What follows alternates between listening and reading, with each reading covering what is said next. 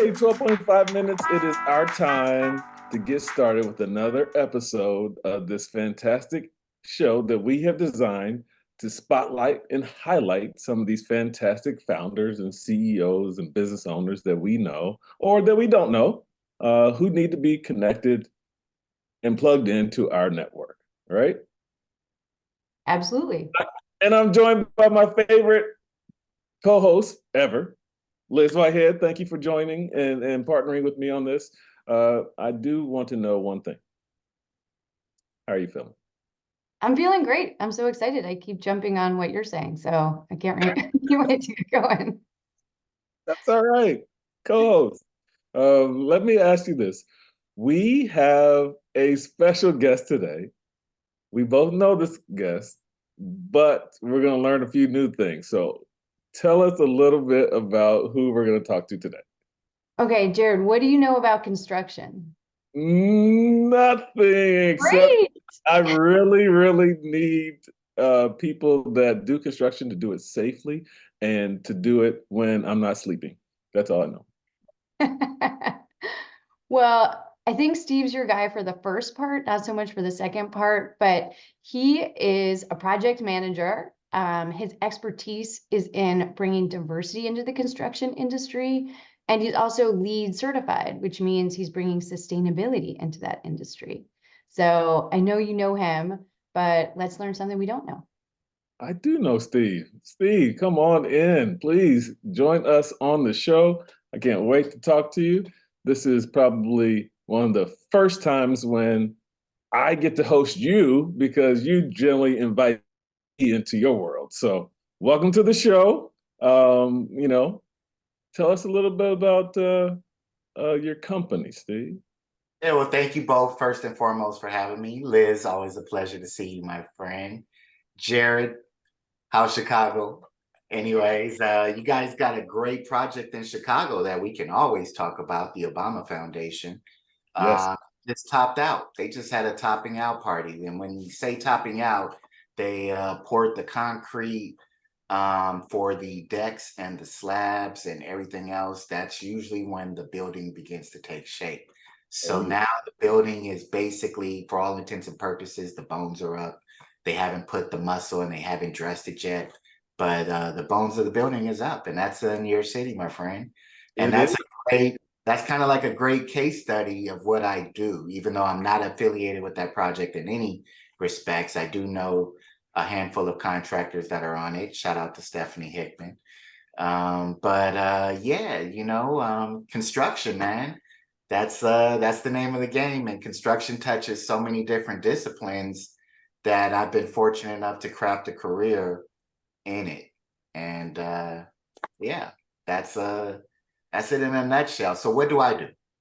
The Forward Planning and Solutions is the name of my company. We provide professional construction services for both real estate development and construction projects. Again, when we say real estate development, that tends to represent what the owner does, and then construction tends to represent what the contractor does. So, my company, we touch both ends of the scale. We help the owners deliver world-class projects, and we help the contractors do what the owners would like, as well as, quite frankly, make money and provide jobs. And since you brought up LEED, Liz, the triple bottom line is a core tenet of LEED, and the triple bottom line means that you're satisfying the economics, the environment, and your social community as well.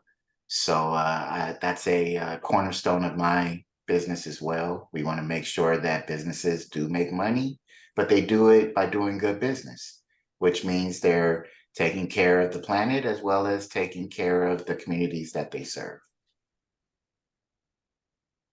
That's that's a great summary. You know what I appreciate about your genius is that if I'm not mistaken, probably about 20 years or so, civil engineering background, right? Oh, you're being kind, my friend. These gray hairs would say different. It's actually a little more than 25 years, Oh, but I'll take your 20 and dust it off my shoulder a little there bit. you go. There you go. Excellent, excellent. So would you say that is a part of the differentiation of your firm is your background, or what is it that makes it slightly different than the other firms that try to get into the space that you're in? Yeah, well, construction is a weird animal in the sense that construction hasn't really changed a lot, probably in 200 or 300 years. The same things that they were doing back then, we're doing today. Of course, now we have cranes, we have bigger equipment, things are a little bit easier. But for all intents and purposes, construction does not change a lot. And some of that has to do with risk. Risk is man, it's the pillar of construction. You're trying to mitigate as much risk out of it. You said you want it to be safe and do all of those things. What we always tell people is that anybody could put a hammer to a nail, but are you doing good business? And that's where forward planning and solutions comes in.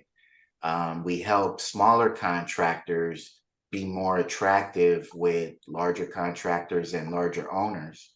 And we help large owners and large contractors do the right thing, because if left up to their own accord, they're going to do what they've always done. And yes, there's nepotism. Yes, there's favoritism. Yes, there's all the other isms that are out there that go into business. And we disrupt that. You'll see many projects will have a goal of some sort. They'll say, we want to hire so many people from the community, or we want to really represent veterans over here, or we really want to bring in women over there, or whatever it is. That's usually stipulated by somebody who's giving up the money, whether it's the city, whether it's an owner, whether it's some financial institution that just is feeling like this is what they want to do. So again, left up to their own accord, a contractor or an owner is going to do whatever seems to be simple.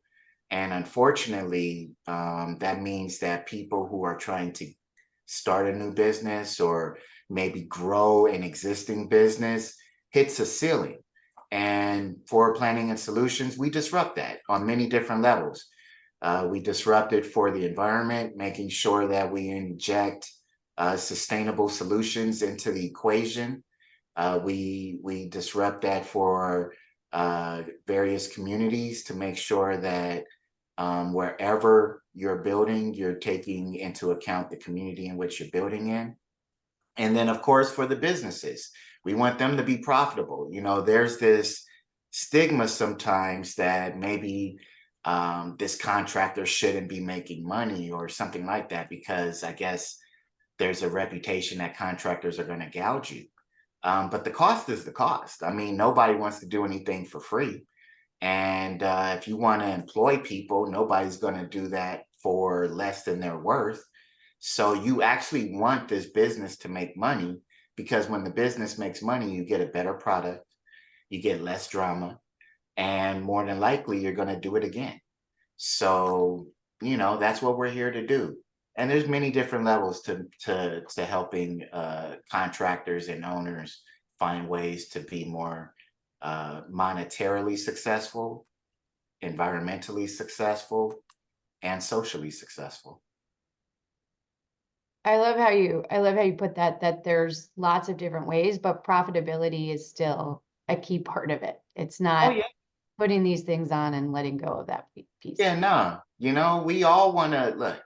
Nowadays, we talk a lot about mental health, and you'll be surprised. I'm sure everybody that's listening is very well off and very rich and has nothing to worry about whatsoever, no debt, living off revenues and streams of revenues that are passive. But some folks are not so well endowed. And some folks really do have economic pressures in their life that causes stress. And when somebody's hungry, they make bad decisions. So we want people to make money. I'm not hiding from that whatsoever. I want everybody to make money. Now, how you go about making that money, it's not always what you do, it's how you do. And we don't want to make anybody in a position where they're getting all of the benefits and the other folks that are associated with this project are not. So again, these are the types of things, you know, we you said you wanted to see your construction not done at night. Well, I'm a civil engineer by trade, and we've always been taught that if our job was done successfully, you would have never known we were there. I All like of that. things just magically happen. The roads are just magically, you know, easier to drive. When you flush the toilet, there's no drama. When you flip the light switch, it does come on. You know, all of that is construction. All of that is civil engineering. And it's perfect timing because I don't know about your area, but we went through a lot of storms even last night. And we got notices from the city. They told us not to stress out the water systems because the storm was coming, and we need to stop using the dishwasher and the laundry systems. Like, just slow down, basically, is what they said, because otherwise you're stressed out the network. So there's a And lot. You're dealing with a lot. We could talk about this all day.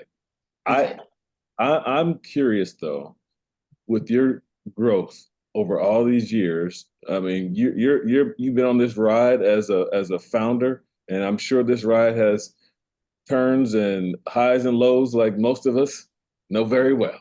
Um, but I would ask you about growth specifically. If you could give us just a little bit, where are you headed? What is it that you think right now is it's not necessarily keeping you up at night, but it's high on your priority list? I want to streamline the process, and I want to do so by introducing new products. And they're not necessarily new. Again, I told you construction is, in many ways, engineering and construction can be kind of lazy. You know, we only do what we've always done. And again, this goes back to risk. You know, it's easy to predict what something is going to do when you've already used it for a millennia. But nowadays we have new challenges and we have new problems. Um, we get aluminum from outside of the country. Those are your metal studs. That's what holds your wall up.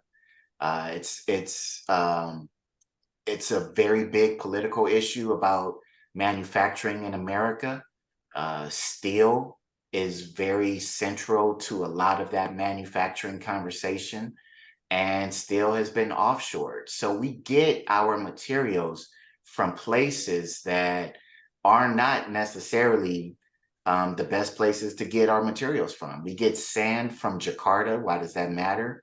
Sand is the third most used item on this planet, second only to water and concrete. And the reason why it's used is because it's used in concrete. You can't just go to the beach and get that sand. It's found at the bottom of a river, and most of those rivers are like in Jakarta. Have you checked the politics of Jakarta lately? You know, we get a lot of stuff out of the Congo, you know, for batteries. Data centers are growing up everywhere. You know, cobalt is central to a lot of that. Copper. I mean, we could just run down the list. So this is where construction meets the environment, because not everything has to be built with steel and concrete. We can use timber. We can use other materials. Drywall is gypsum. Gypsum does not necessarily always come from America. We get that from overseas as well. There's other products we can use. For example, I know it's kind of not as bad to say these days, but hemp used to be the number one cash product of America. It used to be the central GDP crop of America. Before tobacco, before cotton, there was hemp. It was used in everything, ropes, sails, everything. Now we can use it to make plastic. We can use it to make drywall. We can use it to make hempcrete, which is an insulation, as well as an exterior product. We can use it to make actually insulation instead of using that fiberglass. All of these things can make you even healthier.